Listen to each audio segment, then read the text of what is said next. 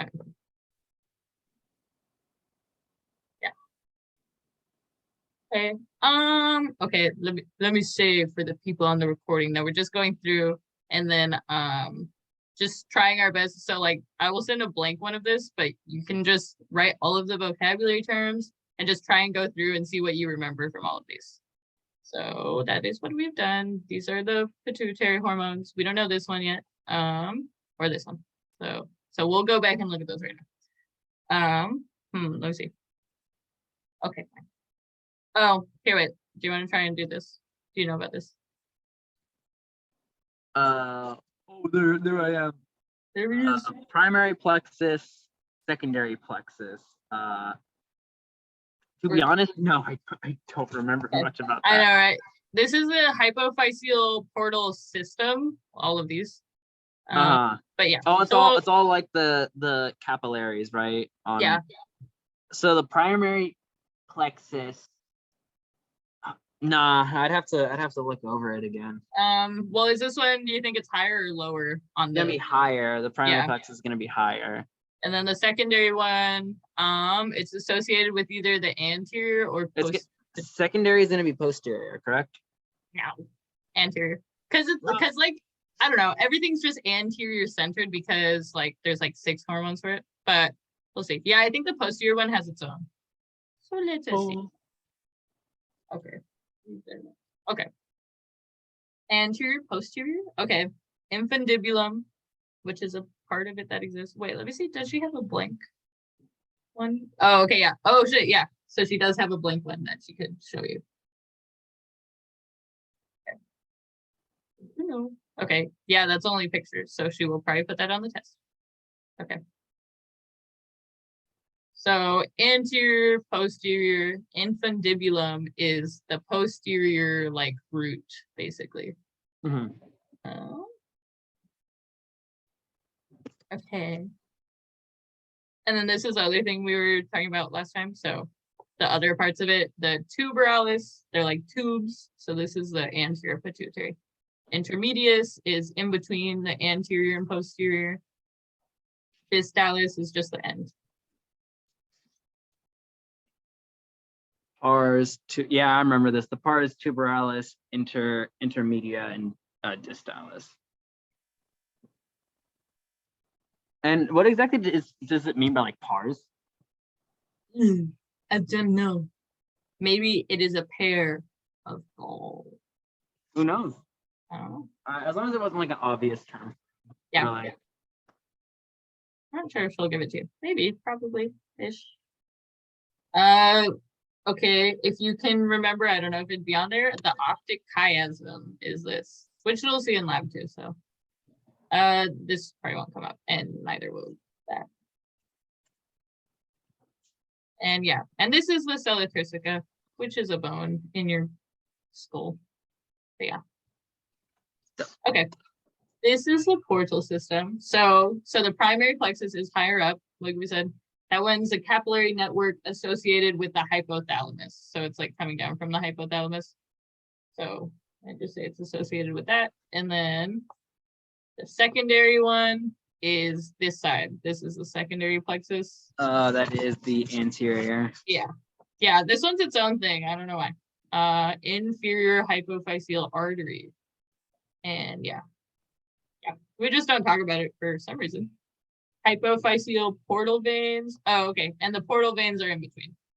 They're a portal to the next plexus. So yeah. So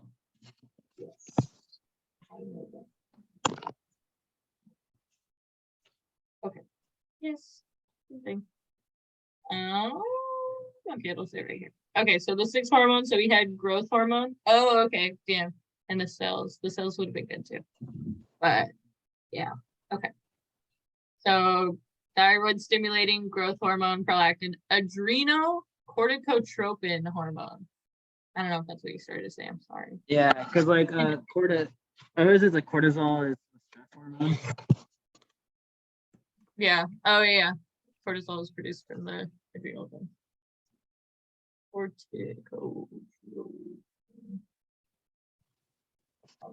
Adrenocorticotropin. I'll go to the one that we drew just because I feel like it's more human when it's like this, That is way more human. right? It's like, oh, okay. This design is very human. This is like the same thing, but with soul. Yeah, this is So yeah, with mercy. yeah. So I don't know. Where do you like to start for this? Like, if You you know, really I starting in the middle is the best way, to be honest, okay, with okay, the yeah, anterior pituitary cells. yeah. So yeah, so then we have this is just so this is hormonal stimulation that it's telling us with the Yeah. six. So we start with the cells that they affect. So I'm describing for the video too. So the hypothalamus secretes hormones, and then it's gonna go to these specific cells in the anterior pituitary that it can like that it has like receptors for these cells. And then it'll stimulate the anterior pituitary hormone. So somatotropic cells. Why does that make sense for the hormones? Because like somata is like your body, like your internal body. Yeah. And so that'll make sense for like growth. It's like the production or like the process of your body growing. Exactly. Okay. And then cool. So this one is growth hormone. Oh, okay. I think this is oh shit. I wrote it weird. Growth releasing hormone? Fine. We'll go between the two. Growth. Oh, okay. Growth hormone releasing. I'm gonna read these really quick because I shortened them. Growth inhibiting, thyrotropin releasing, prolactin releasing, inhibiting, corticotropin releasing, gonadotropin releasing. Okay then.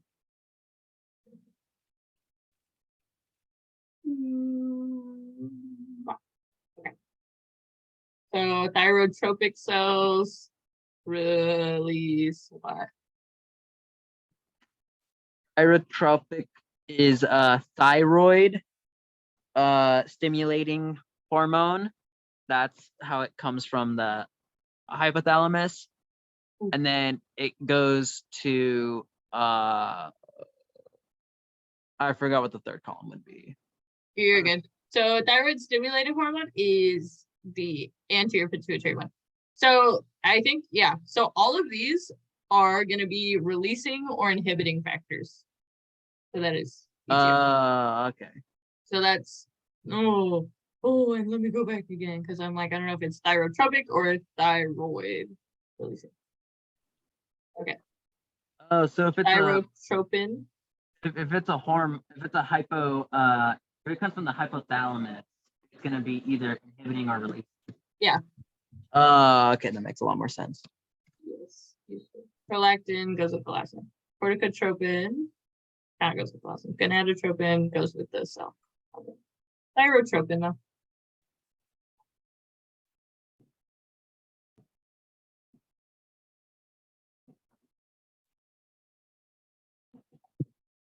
Yeah, so it would be like the thyroid releasing hormone targets the anterior pituitary cell, the thyrotropic cells. Yeah. And those thyrotropic cells cause thyroid stimulating hormone to be released into the bloodstream. Yes. I bet that's how she would ask it too. Yeah, so that's all good. Yeah, that sounds like how she was saying it. Yeah. Class, like that general flow. Uh-huh. Cool. Okay, that makes it a lot easier knowing that hypothalamus is either releasing or inhibiting. Yeah. So then mammotropic. It would be prolactin releasing coming from the hypothalamus. And on the right, it would be prolactin stimulating. No. Just prolactin. Oh no, just prolactin. Yeah. It just do it. Okay. So release. Okay. And then gonadotropin. You know. This one we saw and it was like kind of specific. Yeah, gonadotropic or gonadotropic. Yeah. Fuck. On the left, is it gonna be is it gonna be the I can't remember the name, but it's the the sex ones. It's like the sex ones. Yeah. Yes. I don't know the exact name. I think it's gonadotropin releasing factors. And then so these are the two that are paired. So Yeah, this is luteinizing and follicle stimulating. Gotcha. Yeah, those ones made more sense after the reproduction lecture too. Because otherwise it's like, I don't know what the hell that means, but okay. Corticotropic. Oh yeah, what's this one?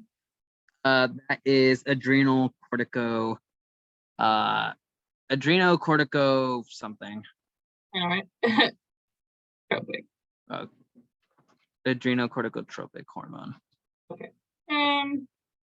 Oh, okay. So for this one, it's just corticotropin releasing. Corticotropin releasing hormone targets corticotropic cells, which release adrenocorticotropic hormones. Yes. Yes. Okay. Oh, let's look at this. Cool. Releasing. Oh, okay. Okay, yeah. I was wondering about this. So let me see. So prolactin releasing and prolactin inhibiting and growth hormone inhibiting and releasing. So there's two for both of those, but the other ones are just releasing. Cool. Yeah. That's very cool. Very, very cool and good to know.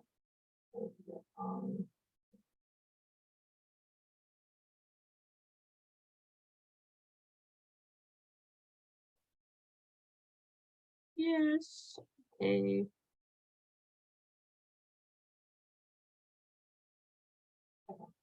Yeah, and then this is just telling you where it goes. Follicle stimulating axon gonads to stimulate development of gametes. Okay. Cool. Okay, so do you remember? Oh shit. Never mind. We never talked about the other one. Do you know one hormone that's released by the posterior pituitary? Posterior pituitary. Yeah.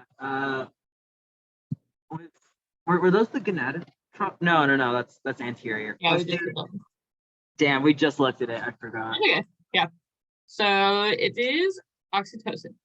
Yeah, sorry, oxytocin. Mhm. And one more. Antidiuretic. Mm-hmm. Do we remember what antidiuretics do? Yeah, it's to it's like stop is it like stop fluid or like stop, it's like stopping something. Yeah, right. Okay. I don't even want to write anything. I'm like, I know it has something to do with like concentrations of like water retaining something. Yeah. Yeah. We'll see.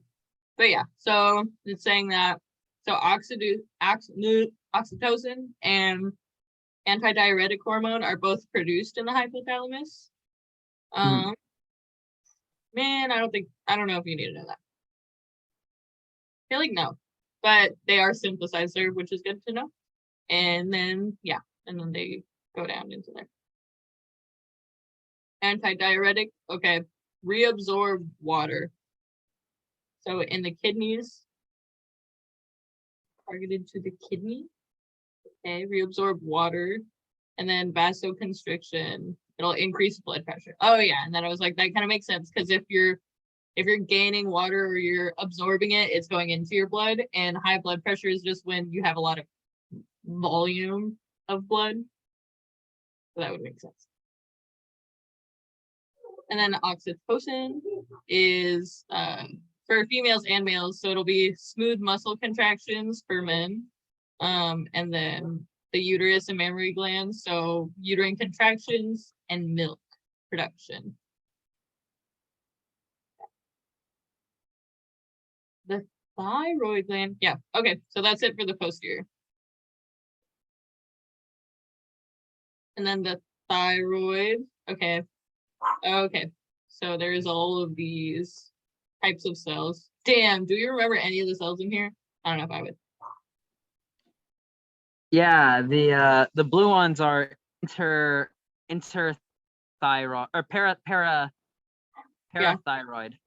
Parafollicular. parafollicular cells. And then these ones sound like that. Those ones are gonna be follicle cells, Yeah, follicular. follicular cells, Oh shit. and those are simple cuboidal. Yeah. Epithelial tissue, simple cuboidal epithelial tissue. And then the whole unit, like that whole cell, is the follicle. No. Sorry, I already, or well, thyroid follicle. No, I was Yeah. trying not to Yeah, look. yeah. I was trying not to. I know, look. right? Yeah, exactly. I'm not a cheater. I'm not a. I know, and I didn't say nothing. just Yo, never- no one said anything about that. However, cheaters do prosper though. Yeah. Yes. Okay. So yeah, thyroid follicle, and then parafollicular cells are like, yeah, you got those ones good. So yeah, and then follicular. Yeah, and then this one, honestly, just practice still because I would not Yeah. remember thyroglobulin. So yeah, you make like a. Also, yeah, so it's like first I'll make a sheet just where I write down all of the vocabulary words, and then if there's some that like I just don't get like even the second time around, then I'll just do a new one with the ones that I don't know still. Smart. And you look at it and you're like, what is thyroglobulin? So yeah, so it's follicular cells, they produce thyroglobulin, which will produce the thyroid hormone.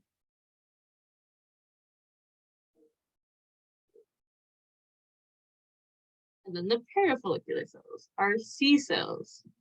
Okay. So it would make sense if you remember them as C cells, because then you could think calcitonin. So these ones secrete calcitonin, and then what does calcitonin do? Calcitonin is in charge of isn't it like putting bone shit back into the blood? Or it's either in charge of like osteoblast or class. I can't. Yeah. So calcitone, and then she wants it to be like calcitone in. Calcitone in, so osteoblast. Yes. Yes. And So then what does that mean? Calcium. It's in charge of increase- removing calcium from the blood and using it to build bone.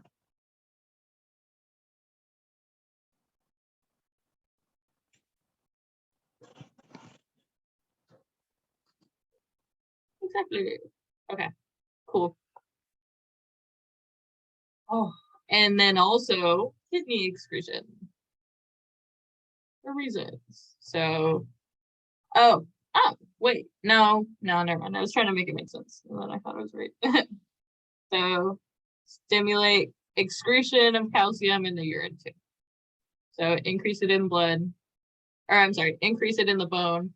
If you decrease it in the blood, then you're also going to be putting out more urine anyway. I feel like they're related in the fact that they are liquid. So yeah, don't just be losing calcium though in all of your liquids and putting them in the bone. Okay, and then this was the parathyroid.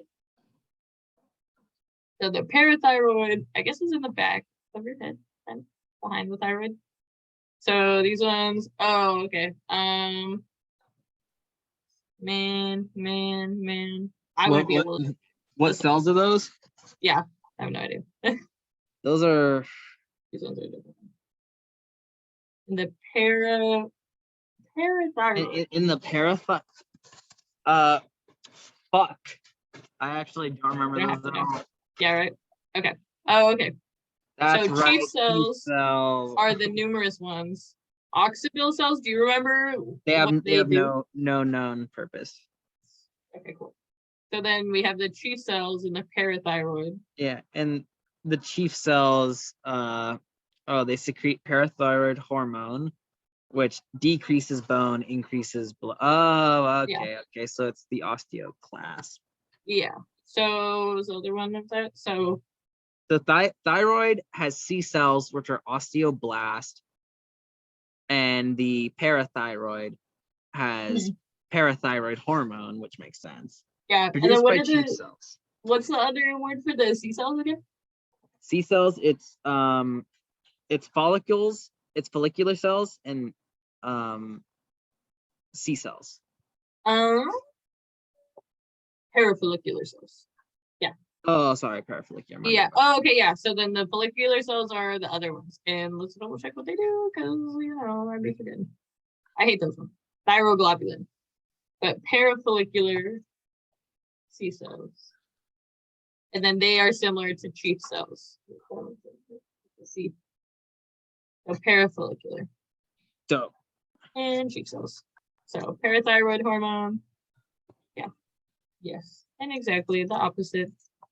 Okay. And oxypyl cells, no one knows. Inhibit the excretion. So more, yeah, that would also cause more calcium in the blood if you're secreting less in urine, because urine is just filtered blood. Damn, I didn't know that. Yeah. Just filtered blood. Okay. Yeah, there's urea in your blood, which is piss. Adrenal glands. What hormones do they are they associated with, or any? Isn't it cortisol or Yeah. like adrenal corticotropin? Yeah, I believe so. And then also, so there's a hormone, adrenal. There's another name for it too. Do you know the other name for it? Oh, adrenaline.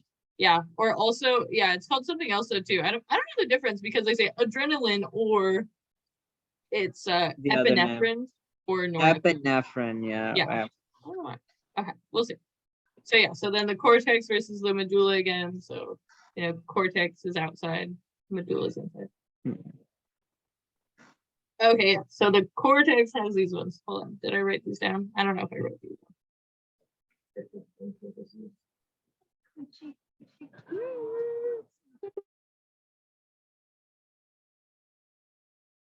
Okay.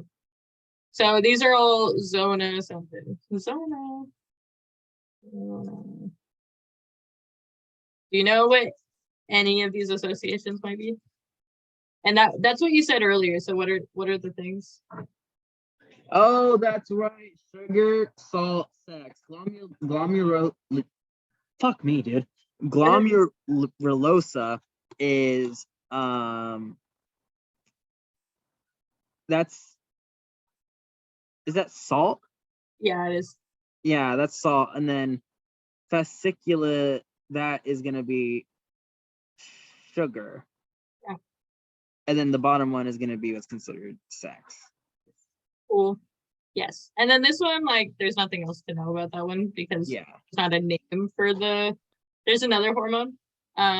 So we'll go back. But this one, the glomerulosa, and then this one is fasciculata. Fasciculata. Yeah. This one is mineral corticoids. So it's because it says mineral, it kind of makes sense. So let's see them. They're like salt mineral. Yeah. So produce mineralocorticoids. Yes. Okay, that's very good to know also. It's in bold. Corticosterone. Okay. So aldosterone is a mineralocorticoid, and the fasciculata produces glucocorticoids. And then I was saying like this one, fascicula, like a fascicle, like a fat fascicle. Glucocorticoids make sense for sugar, glucose. And if you remember, no, never mind. I was gonna say if you remember glucocorticoids, but this one also has corticoid in it. Yeah. So it's just like mineral, glucose. That makes sense. Glucose, sugar. Yeah, but just a way to remember these ones: aldosterone and corticosterone. And then reticularis doesn't have anything specific. And okay, I don't think she has a picture of this either, but she might just ask you, oh, what are the zones superficial to deep or deep to superficial? Mm-hmm. So from the top, it's so the top is salt, and then it's sugar, and then it's the sex ones.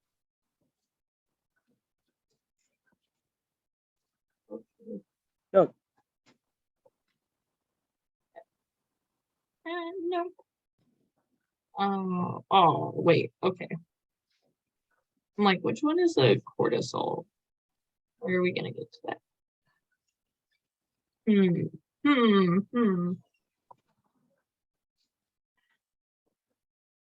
Cortisol? Cortisol. What? Number 5, number 4, in response, the anterior pituitary. Oh, adrenocorticotropic hormone is the and glucocorticoids are cortisol. So that was the sugar one. So that's where the cortisol comes in for the adrenal glands.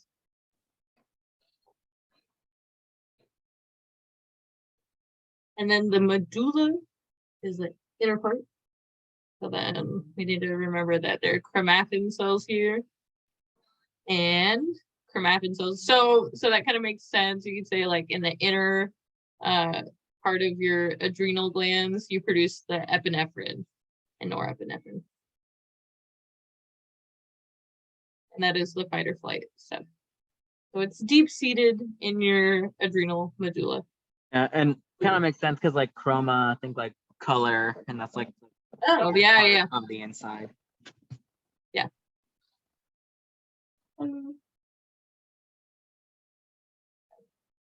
Cool. And then the pancreas. Yeah. Do you remember what? I think alpha cells and beta cells are kind of opposite. Do you remember what the alpha cells do though? Yeah, alpha cells, they fuck, no, I don't actually. Okay. I was trying so hard. It's okay. All right, so listen. Okay, so first it's saying, so the 2 types of cells. So she might ask you, what's the most abundant cell in the pancreas? So it's the acini, and that's digestive juices, because that's what the pancreas is mostly for. And then the islets are going to be the ones that are actually secreting hormones. And there's less of them because you don't need as many. So alpha, beta, delta, and F cells. So the alpha cells are the ones that secrete, so they do glucagon. And glucagon is alpha because it breaks down glycogen. So it breaks down the fat cells or the adipose cells, and then it'll increase blood glucose. Yeah, I remember we were having trouble trying to word it out, but glucagon breaks down glucogen, which is large abundances of glucose. Yeah. And it is, breaks down glycogen. And yes. Yeah, so that's all your fat cells, your adipose cells. Like when you start to break them down, I'm like, that's alpha. When you're working out, that's your alpha. That is alpha. I know, right? It's yeah, for real. That's how I think of it. So yeah. And then the beta cells. Okay, so the beta cells secrete insulin. So insulin does the opposite. So this one, they're saying it's the key that will let the glucose into the cells. Should I re-explain the whole eating and how your blood glucose goes up?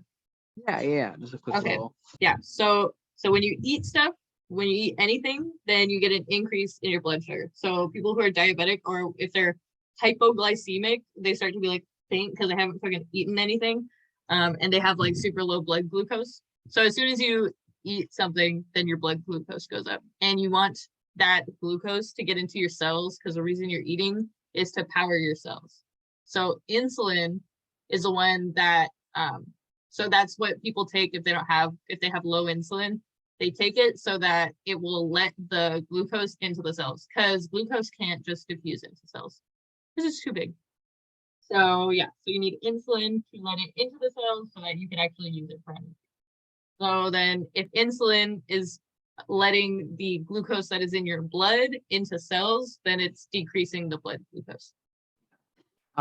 So when people are diabetic and they are a certain type of diabetic where they can't produce insulin, that means that the sugar just sits in their blood. Yes, so they have high blood sugar. And that's bad. and that's bad. Yeah, that makes them like irritable and Is- shit. I don't know. We is didn't that talk about it the- a lot. Yeah. You're the EMT. Drop some knowledge. What's the difference Yeah, we had between to talk type about it a 1, lot for EMT. type That's why 2? I know. I'm like, I don't, yeah, I'm like, what is so bad about high blood sugar? But it's like, I don't know, they just get like irritable. It's like we know how to identify it. I don't think we necessarily know what it does because honestly, hypoglycemia, which is hypo is like less. So that one's kind of worse because it's called, or it used to be called hypoglycemic shock. So someone who has low blood sugar, they'll look pale and they'll be weak. And also like high blood sugar or low blood sugar, they kind of act like maybe erratic or just out of it. So they might seem like disoriented. But yeah, they could like start to have low blood pressure too if they're hypoglycemic. So yeah. But yeah, we had to talk about the beta cells because type 1 Scary. diabetes is an immune disorder where you don't have beta cells or there's something wrong with them, so you're not producing insulin. And then type 2 diabetes is insulin resistance. So as you get older, you just eat a lot of food and then your body's not able to put it in your cells fast enough. So your body's like, there's no point in producing insulin. So yeah, so you just like produce less. So either way, you're not able to get it into your cells. So you need insulin. Very, very informative. Thank you. Yeah, welcome. Thanks for asking. Almost like you're an EMT or something. Just like I took an EMT class. Yeah, we talked about this a lot. I was like, yeah, I get it now. So yeah, liver removes glucose from blood and stores it as glycogen. Honestly, I wish we talked more in this class. Maybe have you taken what's the other class? Physiology? No, I have not taken physiology. Okay. Yeah, it's like I kind of want to know how everything moves through because like we kind of don't talk about that. We talk about them all separately. But, like liver is removing the glucose from the blood and it will store it as glycogen. But yeah, beta cells have insulin. Insulin is the key to let your glucose in the blood into the cells so it will decrease the blood glucose and put it in cells. And that's, yeah, like fat storage or glycogen. Yes. Nice. Okay. Delta cells.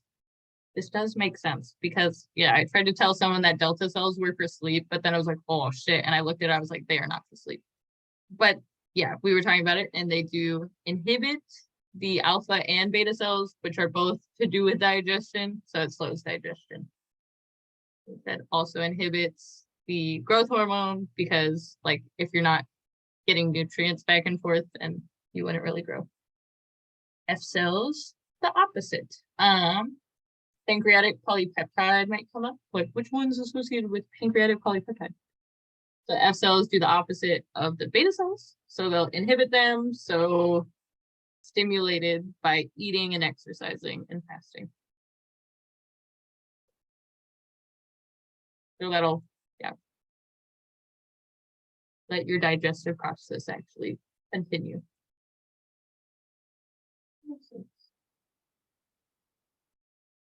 Oh shit, we're almost done again. All right. Yeah. Suddenly we're almost done. All right. And then the pineal gland is a tiny one in the back. And yeah, you said the circadian rhythm, also sexual maturation, which they put together. And you know of melatonin, right? Yeah. Y'all know those melatonin gummies. I was about to say those melatonin gummies. Yeah. They help. We know them. So yeah, easy pineal gland. Thymus exists. She's probably not gonna ask too much about it, but the thymus is on the heart, and that's part of the lymphatic system. So you have this like kind of fatty thing, and it's reacting to anything wrong in your heart or in your blood. Yeah. Larger in infants and children in case they get sick. Yes. Probably nothing. Yes. It ain't bold. There ain't nothing bold in here. There ain't nothing bold in here, to be honest. Yeah. Read this on your own. Yeah. Yeah, exactly. Chilling. Cool. Yeah, man. We did it. We good. Yeah. Yeah, we good. Yeah. What were you on God? Do you want to go through blood or what you want? I have to go right now. I could only stay till 2. You're good. Cool. Then I So will if you- go on to so- blood. Yeah, you might just have to go over blood by yourself. Yeah, I will. That's okay. Okay. Well, thank you. Good work. Yes, thank you, Desiree, for going over that chapter with me. Of course. All right. Bye-bye. Bye-bye.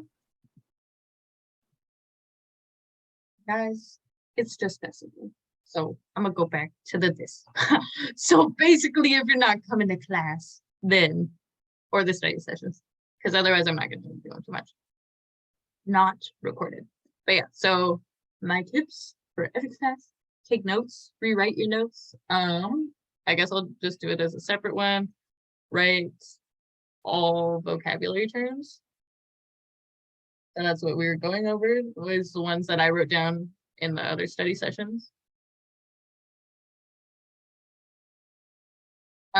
Because then like you've actually written the words, so you were associated with the words a little more. And then I'll say rewrite the ones you don't know.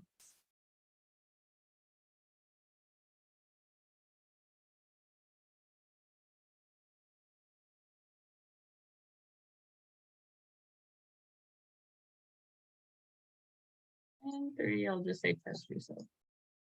Like we were doing.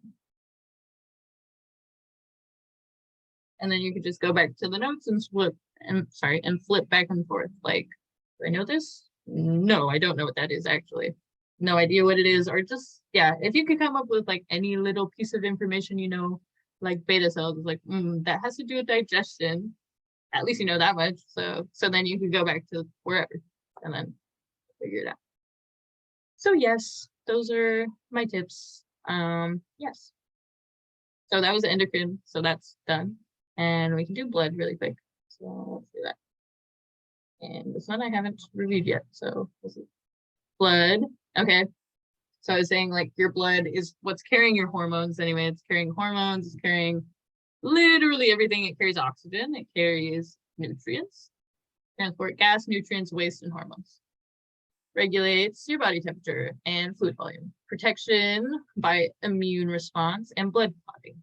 Yes. Okay. Hematocrit is the percentage of formed elements that you have in your body. Okay, that's in bold. So hematocrit. How much formed elements you have in your body. And formed elements are right here. So you have a bunch of plasma. Plasma is like nothing. It's like water. It's kind of whatever. Yeah. So yeah, you have plasma and the things that matter. So basically hematocrit is just the very important parts. So erythrocytes, which carry oxygen, and then the buffy coat. Okay, so if you were to centrifuge it, it's called the buffy coat, but it has the platelets and also leukocytes. And leukocytes are part of your immune response. You'll also be asked to identify like pictures and name like what they are. What is this? Oh, what is this? So yeah.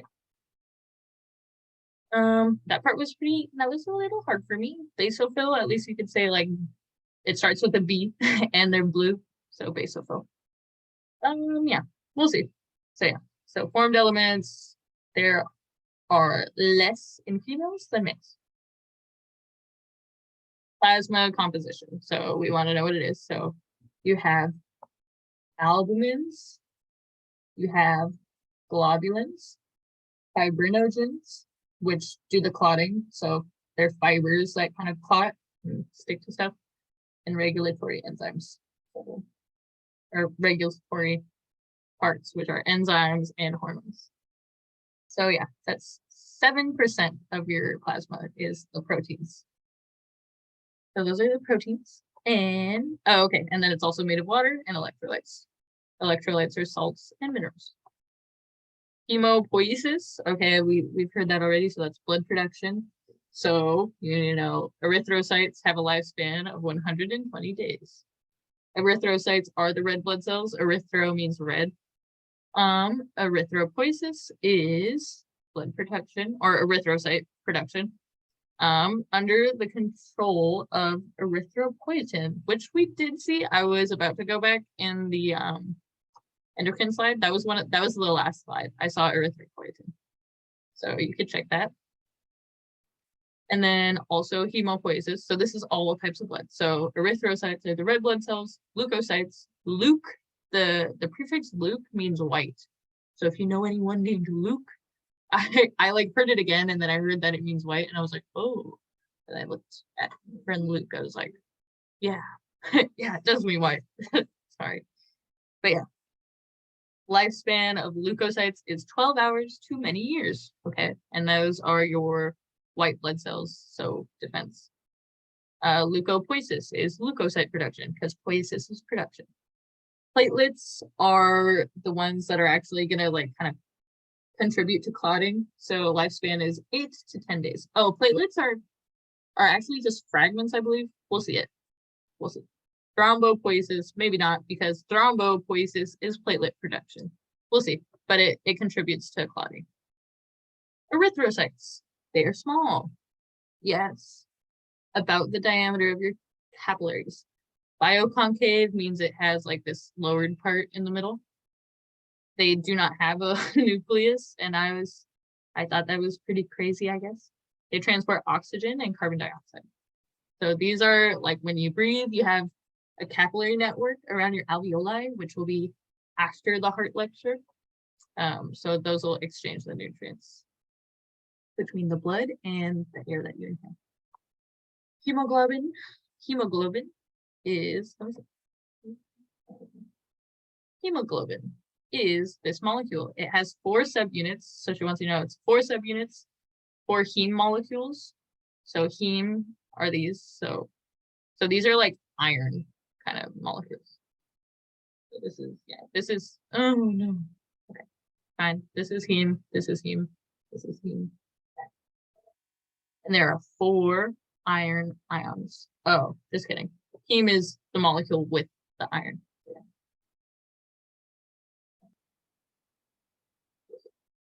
I don't know what that means right now.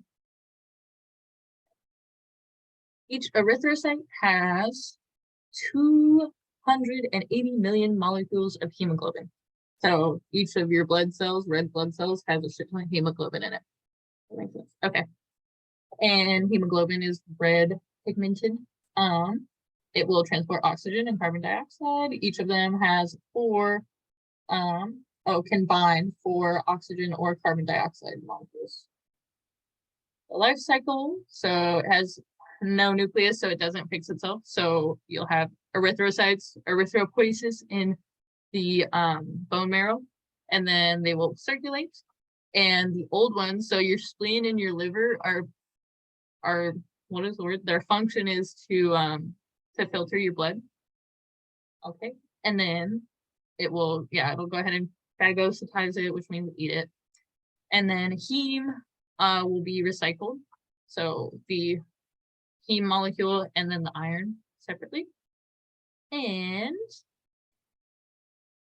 okay, and then it's broken down. The erythrocyte membrane and proteins are broken down, and they can be used for other things. Blood types. So type A means that you have the antigen A. So your body will recognize A as something that you are, basically. If you're type A, it knows that you have these antigens. It'll recognize them, and it will not attack them. It knows them. So type B, you have B antigens. Type AB has both A and B antigens. And type O has no antigens. So this means that if your body has like these antigens introduced to it, it won't attack it. So this one has no antibodies. So that would mean that type A is cool with any type of blood. So yeah. And this one, type O is the picky type. So if you're type O, then you won't be able to receive blood from anyone except people who are type O. So that's why they're the universal donor, because they don't have these antigens that like type A or type B would recognize to attack them. So it has no antigens, so it'll just accept these blood cells. But if you give type A to type O, it's not going to recognize these, so it's going to attack it. Your body's going to attack it. And then, let me see. Yeah, so then also if you give type B to someone who's type A, they're not gonna know what the fuck these things are, so they will attack it. I'm missing like one way that I can word this. Let me see. Type AB. Oh, okay, yeah. So if type AB goes to type B, it'll recognize these ones and be fine with it, but it'll see these and it will not be fine with it.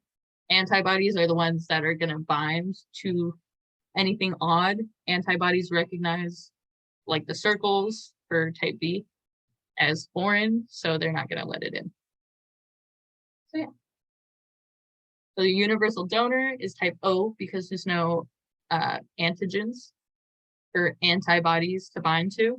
And the universal recipient would be type AB because they can have type A blood will be fine, type B blood will be fine, type O blood will be fine. Erythrocyte agglutination. So this is, oh, okay, agglutination is like sticking together of blood, coagulation basically. So if you get like the wrong type of blood, then you're gonna have, so if you receive this blood, your body's gonna be like, what is that? So they're all gonna bind to however much blood of this type is like put into your body. So it's gonna coagulate because it's all attacking this new blood. So the antibodies bind and clump them together, and that can block blood vessels and cause organ damage or rupture of erythrocytes. Leukocytes are white blood cells. So this is your immune response. They're like way bigger than erythrocytes. 1 to 3 times larger, or 1.5 to 3 times larger. So there's difference between granulocytes and agranulocytes. Granules, like grains of sand. So granulocytes have little grains in them. We'll see. Agranulocytes do not. So neutrophils is one. This is 60% of leukocytes. I think you should know the like kind of the percentages or just like in an order.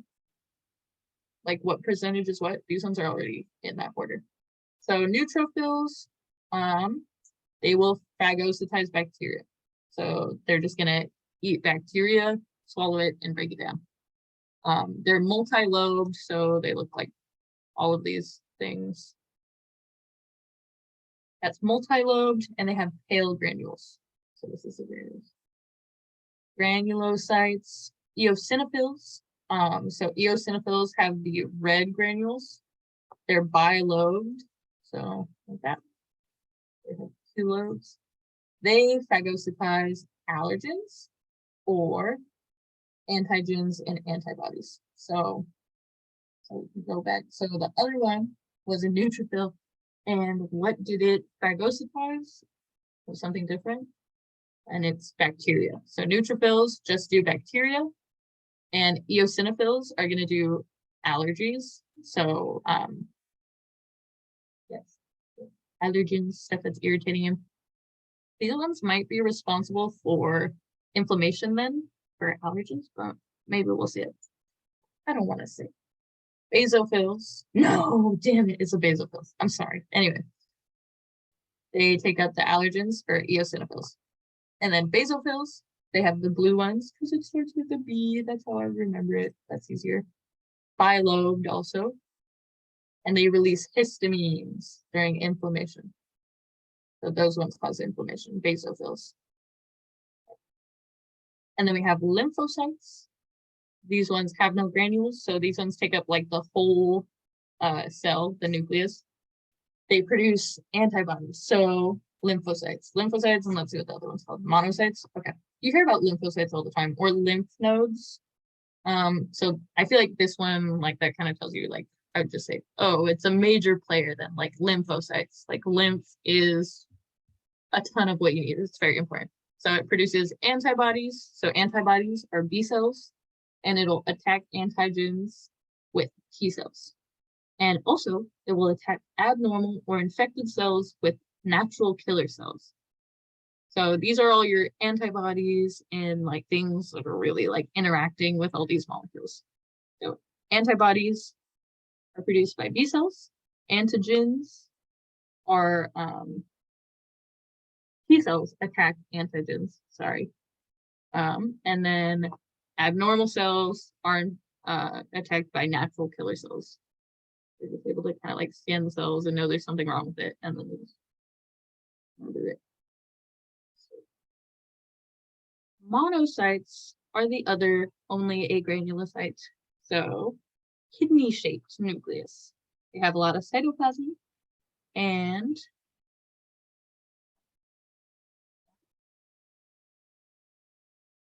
honestly, watch the lecture. There's already a recorded lecture on this. So exit blood vessels and become a macrophage. Macrophage is just like eat anything. Phaging is is to eat. So they phagocytize pathogens, cellular debris, dead cells, and viruses. So yeah. Monocytes become macrophages. So they just eat whatever's left, kind of. Oh, there you go. Descending abundance. Never let monkeys eat bananas. What was that? Never what? Never let. Oh, okay. Sorry. So I'm sorry, you can't see where I'm pointing, but you know, neutrophil, lymphocyte, monocyte, eosinophil, basophil. Never let monkeys eat bananas. Platelets. Megakaryocytes are cell membrane particles. Yeah. Okay. Yeah. So they're cellular fragments. They're just hugely coagulated cellular fragments. These are megakaryocytes. They are huge and they are on the outside of blood vessels. So they have these like little extensions that go in. So the platelets are all these tiny little parts. So let's see. Platelets are about 1/4 of the size. Platelets are involved in clotting blood. No, okay. But we talked about fibrin earlier. We can go back to it and find it because honestly, I don't know right now. Platelets. So this is just coagulation, how it happens. Like, so if you get a cut and then it starts to kind of like solidify, basically. You see it. So you have platelets and erythrocytes get stuck in it. Honestly, I feel like it's all about the fibrin though. So yeah. Oh, okay, look, and you're gonna have to identify these. So basophil, PHIL. Oh, I think I'm about to do it. Eosinophil. I think I'm spelling them wrong. Oh man. Okay, this one's monocyte. Leukocyte. I don't know the last one now. Never mind, I do. And this one is a neutrophil.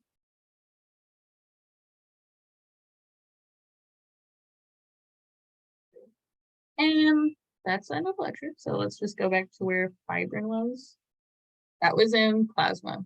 Yes. Fibrinogen is a plasma protein. Yeah. Okay.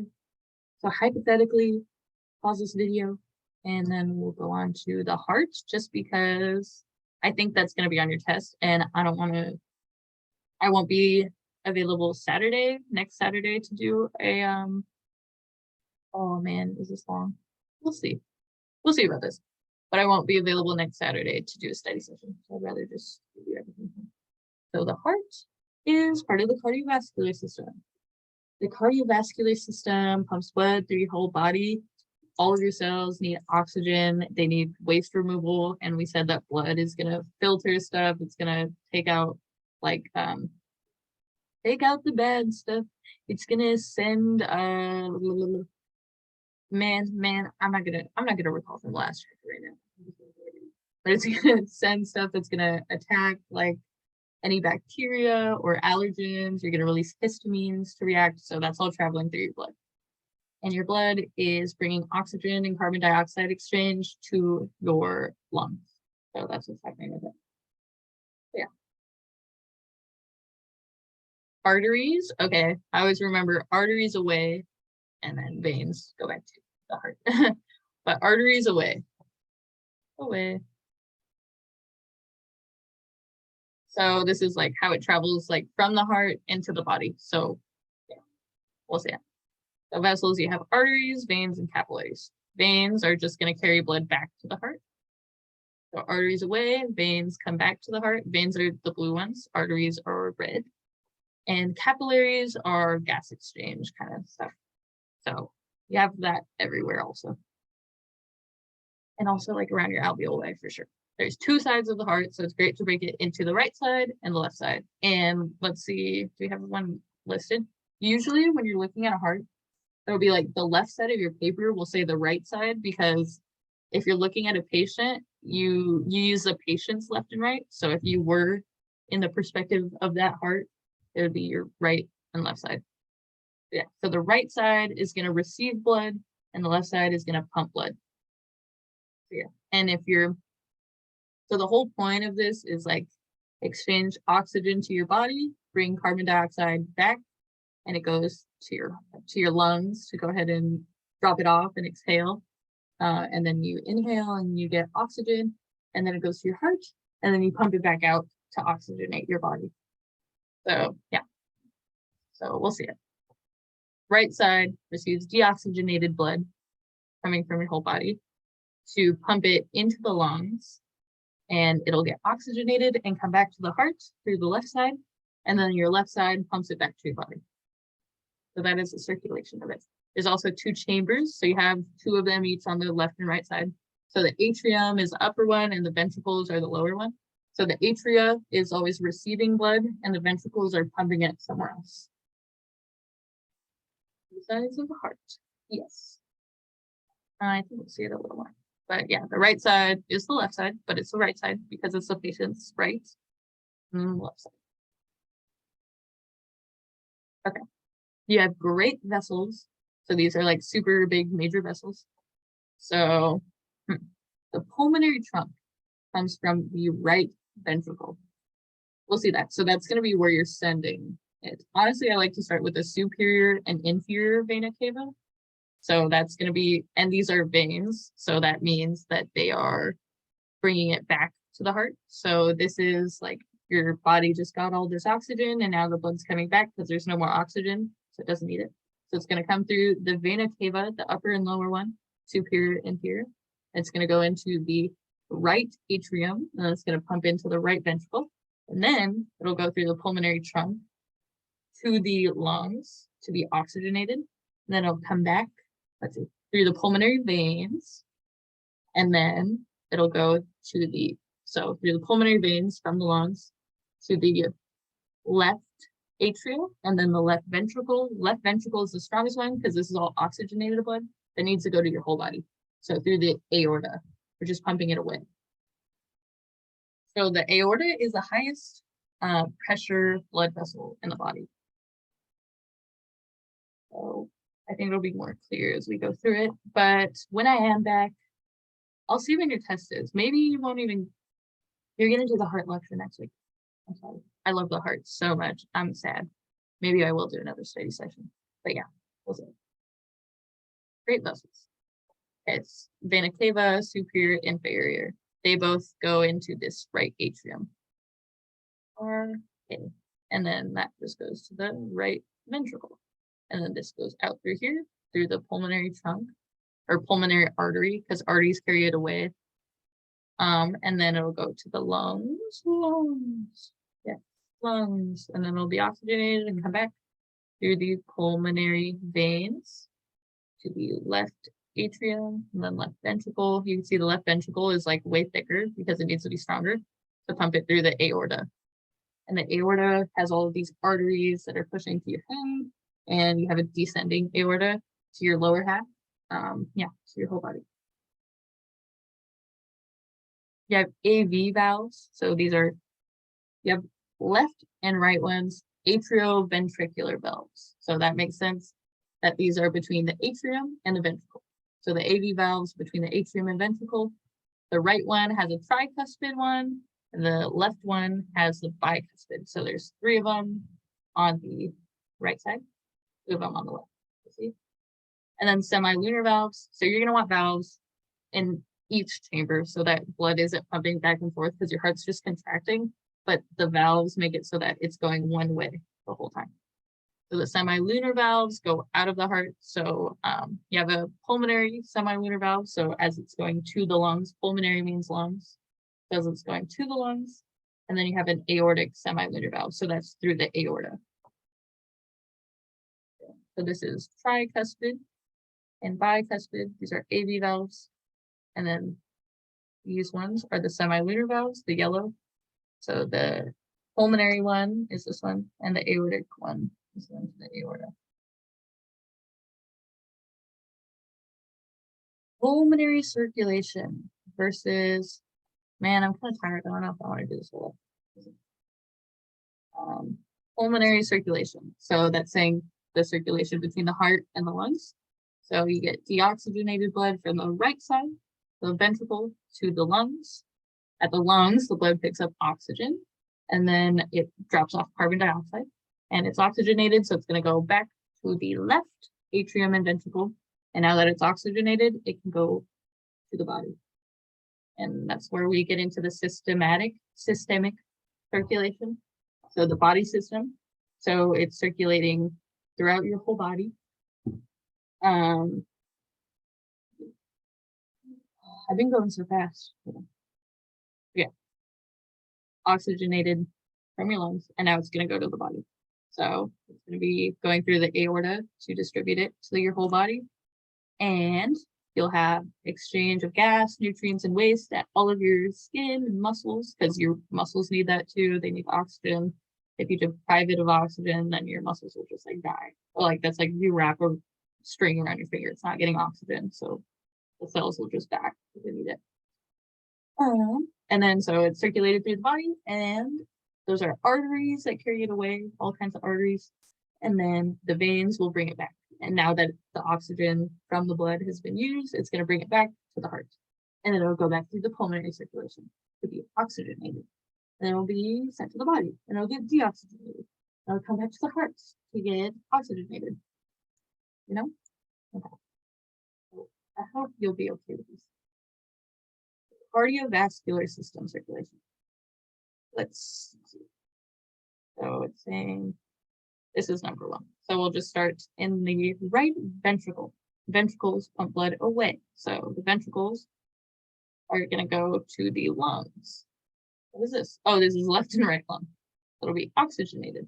And then the oxygenated blood is going to go back to the heart through this side, 3, and it will go to the body.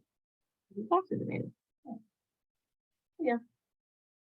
Basic pattern. Right side of heart, lungs, to the left side of the heart, and then the system. There is, I wonder if it'll talk about it. Okay, there's a misconception that arteries are all oxygenated and veins are all deoxygenated, because veins are always depicted as blue to be deoxygenated, but there's a difference. There's a special difference between the pulmonary veins and pulmonary artery, because if you're sending it to the lungs now, the pulmonary artery is going away from the heart, but it's still deoxygenated because it needs to get the oxygen from the lungs. And then the pulmonary veins, even though it's going towards the heart usually to be oxygenated, it just got oxygenated. So these ones are oxygenated and non-oxygenated. Little thing about the pulmonary artery and veins.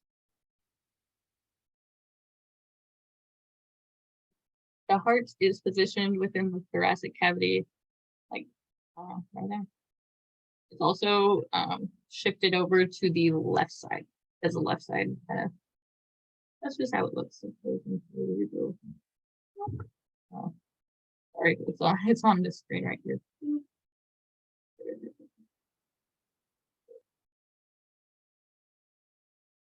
So then the parts of the heart. So here we have pericardia. Peri means what? It means around. Cardium, heart muscle. So there's fibrous and serous pericardium. The fibrous pericardium is going to be this outer layer. And the serous pericardium will have a parietal and visceral layer. So serous, like a serous membrane. We talked about that before too, like in the very beginning. So this is gonna like have lubrication in between. So where can I see this? Parietal layer. Oh, okay, here we go. So fibrous pericardium on the outside, what you would expect. And then there's a parietal layer and a visceral layer. Visceral means inner, like organs. so against the organ, and in between you'll have what is it called? Some sort of fluid. We'll talk about it in the pericardial cavity. Serous. With serum, okay, reduces friction. That's fine, yeah. Yeah, if you get a buildup of fluid there, the doctors must remove it, which now I do know from EMT. You get a, oh shit, I don't want to say wrong. Cardiac tamponade, actually. Yeah, so that'll be like fluid fills in there and it's compressing your heart, so you're not able to pump it as well or get enough oxygen throughout your whole body. Okay. Layers of the heart wall: endo, myo, and epi. So endo, myo, epi, and they're all parties.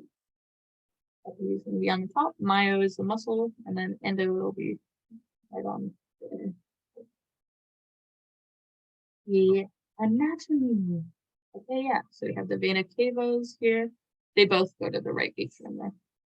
And yeah, so you need to know the right atrium, right ventricle, left atrium, left ventricle, pulmonary trunk, pulmonary veins. We'll come back to the left atrium, aorta. Those are the easy ones. So let's see. Okay. And now you know the anterior intraventricular sulcus. So anterior meaning on the front, interventricular. Okay, so this is saying that this is between the two ventricles because the right ventricle is pretty like wide open. We'll see it when we open it up. Anterior between the ventricles, it's a sulcus. And that's a septum that separates the left and right ventricle. We'll see it when it opens up. Oh, auricle. You're going to have this in lab too. So the auricle of the right atrium is going to be like a flap that's kind of like fatty. It's called like, the name comes from like a pig ear or something for reasons. Auricle of the left atrium. Apex of the heart just means of where it comes to a point, or yeah. So apex doesn't always mean like the top, it just means the pointed end. Okay. Yeah. Okay, and you're gonna know the back of the heart too. So you get a posterior intraventricular between the ventricles. Right atrium. So now it'll be the correct left and right as you look at it on the page. Left atrium. That's the base of the heart is the left atrium. Yeah, it's just how it looks from the back. So this is gonna be the aorta. That one's always easy. Superior inferior vena cava. This one is also gonna be, I was gonna say something else, but that is the pulmonary veins and the pulmonary artery. And you can tell from the colors, so just study the front and the back and make it make sense. Inner heart anatomy. So you have the interventricular septum. You have, okay, this is like the left ventricle. It's like super muscular because it's going through the aorta, which is the highest pressure blood vessel in your whole body because it's going in the whole body. Yeah, you're gonna need to know this stuff for lab. So coronary sinus, opening to the inferior vena cava. So this hole here.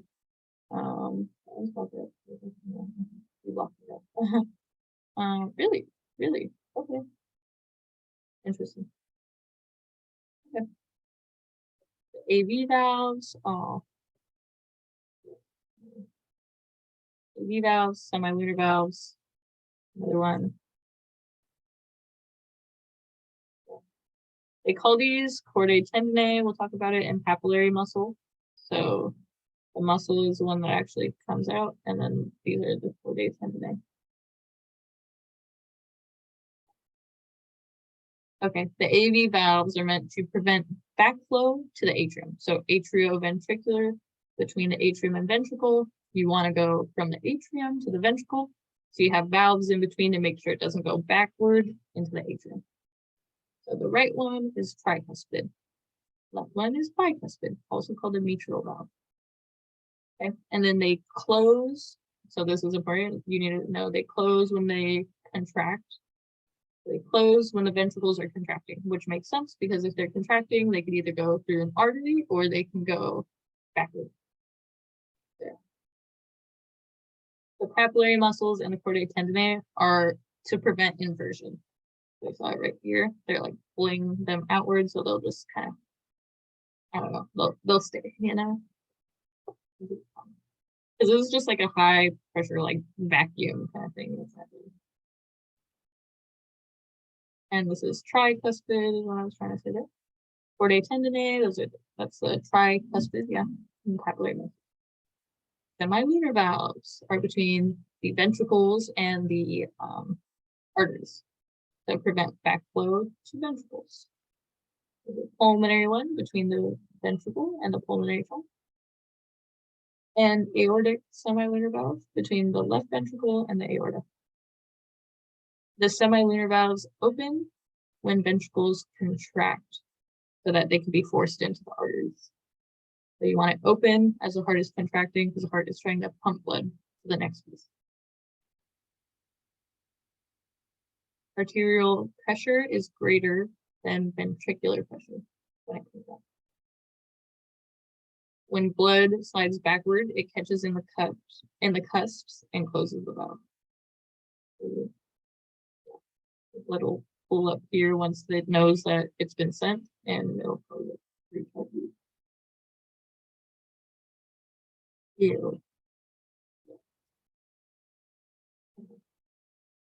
The lub and the dub. I don't know, she'll explain it better. Okay, the lub is the AV valve closing. The dub is the semilunar valve closing. So that's going into the ventricle, you hear that sound, and then going out into the artery, you hear the next part of your heartbeat. Yeah, dun, dun, dun, dun. That's like down atrium, ventricle, and then back out through the artery. That's cool.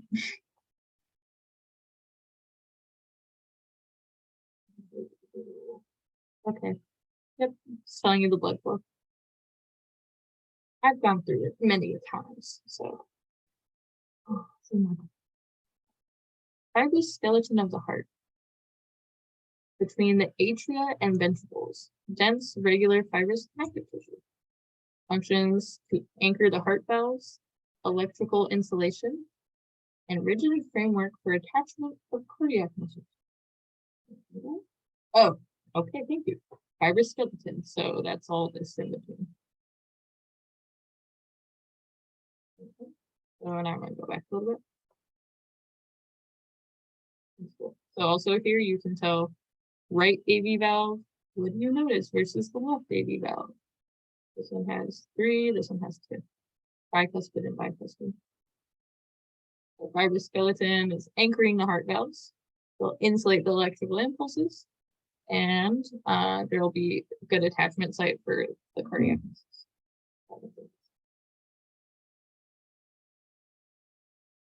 Arrangement of the cardiac muscle.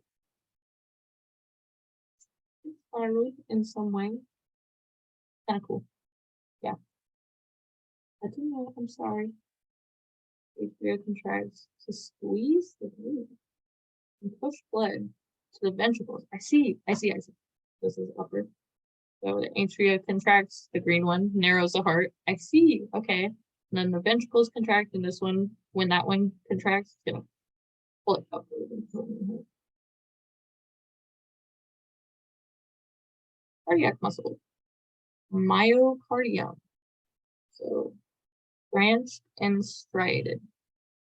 So the heart muscle is going to be branched. We talked about that when we went over muscles. That's the Y-shaped muscles. So they're branched and striated. They have less extensive T-tubules and reduced association with the sarcoplasmic reticulum. No terminal cisternae. Produces delayed onset and prolonged contraction.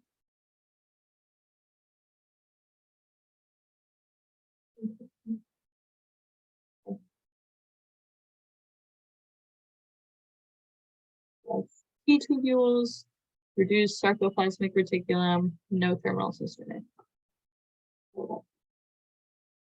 Intercalated discs. These things, okay? They connect cells. They're gap junctions that electrically join cells. They allow the action potential to spread, and each heart chamber will act as a functional unit instead of motor units. Okay, so intercalated discs instead of motor units. Okay, cool. Okay, so these are instead of like a nerve synapse connecting to a bunch of muscles, you have intercalated discs, which will go ahead and send the signal and yeah, allow the heart to contract and each of them to do their thing. The atrium versus the ventricle. The conduction system. So the heart has autorhythmicity, so it's able to like kind of just handle its own heartbeat and just like continue to produce it without like an impulse from the nervous system per se, or like, you know, like the central nervous system. It's just like built within the heart. If that makes sense. I feel like it might be inaccurate to say no nervous system because these are impulses. We have the SA node in the right atrium, and then it goes to the AV node. Let me see. Okay, yeah. So first we have the SA node, which sends a signal through both of the left atriums to this AV node, and it'll travel down the AV bundle. And at least it this up. Okay. Oh, there's a description on the bottom too. Okay. And through the left and right branches. And then the Purkinje fibers on the bottom will go ahead and send the signal to the whole ventricle. So let's see. So parasympathetic, okay. SA node is a pacemaker. It'll go to the AV node and the AV bundle. This is the AV bundle. Bundle of His is also what it's called. And it'll go toward the left and right bundle. And then to the Purkinje fibers, which will send the signal finally to the ventricles, the left and right bundle. Coronary circulation is important. I don't, well, it seems like I learned this, but I didn't really remember it or see the significance of it until I did my EMT class. So the coronary circulation is necessary to supply the heart with oxygen, because just like your whole body needs oxygen and blood sent to it, this is the blood that's being supplied to your own heart. So if you don't have blood being sent through the coronary arteries, then your heart muscles will start to die. So a myocardial infarction or a heart attack is caused by maybe like a blockage in your heart, or yeah, basically like some sort of blockage that's not allowing blood to flow through your heart. So your heart muscles start to die. And then once they kind of die, you're not able to regenerate them. So yeah, so that's what a heart attack is. Okay. They have a right coronary artery and a left coronary artery. Anterior intraventricular artery is here between the ventricles, okay? Yeah, posterior interventricular artery. This one's a right marginal artery. You need to know for those ones. And then coronary veins will take blood away from the heart, or the deoxygenated blood away from the heart. So there's a middle cardiac vein right here, great cardiac vein between the ventricles. The coronary sinus is on the back. Okay. And then this is a small cardiac vein. The end.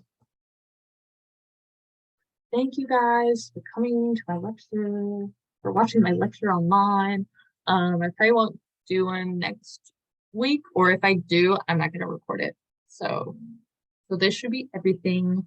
Good luck. You can message me on Discord if you have any questions about it, or if you want it to be re-explained. Because I love the heart so much. I think it's very cool and awesome. And it makes sense to me, so I can make it make sense to you. Good luck. See ya. That is all.